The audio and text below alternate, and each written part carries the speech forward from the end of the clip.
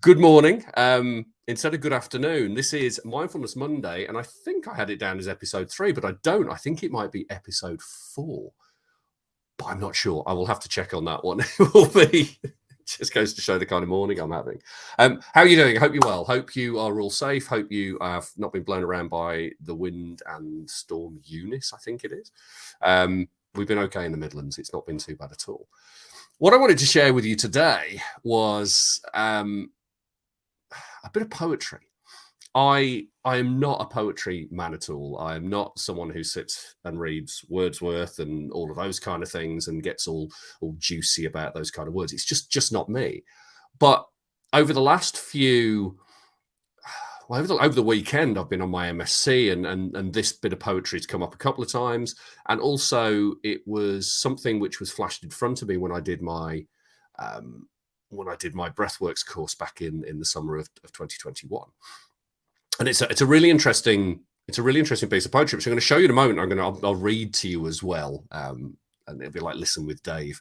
But before I do that, I want to show you a little post I did on I think it was on my personal page last week, and it was really kind of, I suppose, the precursor to what you're going to see in this poem. And it's this idea that pain is temporary, glory is forever. And you know, how many times have you heard people throwing quotes like that at you? These kind of real sort of quotes, which are, you know, to help you get through things.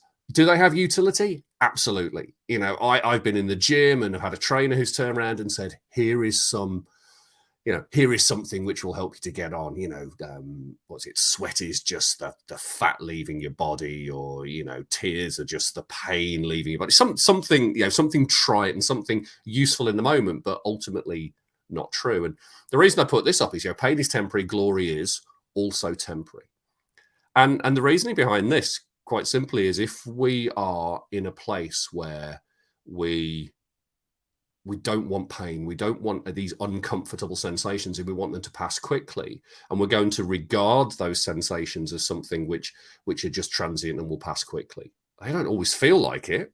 You know, how many times are you in a painful place, emotionally, physically, psychologically, and you think it's never going to end, but it does. It always ends in some way, shape, or form. And if we're going to look at the bad stuff, the stuff which we label as bad, and say, oh, that's totally temporary, that's got to go, we've got to say the same about the things which we label as good. Lots of air quotes this morning. Because ultimately they're just thoughts. And this poem I'm going to share with you in a moment by Rumi is kind of highlights that, and it kind of highlights an attitude which you need to have to this. You know, pain is temporary, glory is also temporary. Sorry, you know, I don't really apologize on it, because that's just the way it is. And if we spend time looking at our thoughts, and it's how we respond to our thoughts, which is where the problem starts. Our thoughts are there. Our thoughts are always going to be there, but it's what we think about those. And I'll give you an example. You know, my technology failing me this morning and being a bit of an issue. Dave 7 or 8 years ago would have probably just taken a chainsaw and just stripped the desk in half and got rid of it. That was kind of where my mindset was. It was, this is all going pear-shaped, I might as well just destroy it. Now I'm like, it's going pear-shaped. Where's the lesson? And yeah, okay, my nice kind of standing desk, which is why I'm sitting down today and not standing, has decided to fail. I'm not going to press the button just in case it works again now, which would be really silly. But it's how you respond to what's going on around you. And let me just share the poem with you. Rumi's it's a 13th century Persian poet. I had to look this up because I didn't know too much about him. And there's a whole group of kind of Persian philosophers which are really interesting and stuff which I need to get into more. Stuff I want to get into more. I find this stuff absolutely fascinating. And the thing with the MSc I'm doing at the moment is, it's, yes, an MSc is very academic on one side, but this MSc is also very kind of practical on another. There is the research behind mindfulness and compassion and kindness, and then there's the actual practical application of it and the teaching element of it. And I really like that. But let me share this with you. So this is I'll take me out of this because you don't need to see me on this one. So this is a poem by Rumi called The Guest House. And I'm going to read it for you. This being human is a guest house. Every morning a new arrival. A joy, a depression, a meanness. Some momentary awareness comes as an unexpected visitor. Welcome and entertain them all, even if they are a crowd of sorrows who violently sweep your house empty of its furniture. Still, treat each guest honorably. He may be clearing you out for some new delight. The dark thought, the shame, the malice, meet them at the door laughing and invite them in. Be grateful for whoever comes, because each has been sent as a guide from beyond. I love that.